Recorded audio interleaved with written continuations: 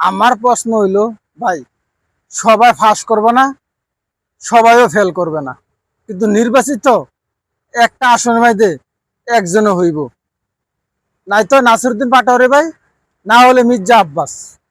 কিন্তু এই খালি জায়গার মধ্যে জানি ভোটটা সিলটা মারা হয়েছে, এই ভোটটা কি দানের সাথে যোগ হইব?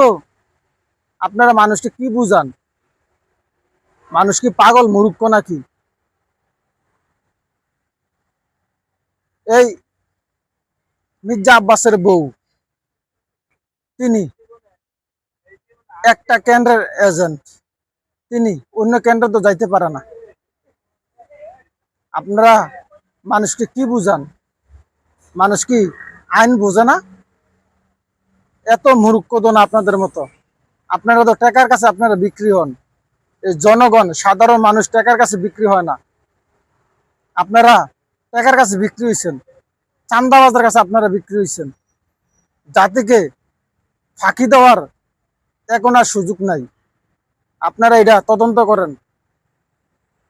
এই আসনে আমাদের নাসিরউদ্দিন ভাই অবশ্যই জয়লাভ করছে। আপনারা মানুষকে পাগল বুঝাইন না, মানুষকে বেকুব বানেন না। আপনারা বাংলা জনগণ এখন আইনের সাথে লড়াই করবে, আন্দোলন করবে। আপনারা মানুষকে ধোঁকা দিয়েন না। মানুষ আপনাদেরকে বিশ্বাস করছে, কিন্তু আপনারা মানুষের সাথে আপনারা বেইমানি করছেন।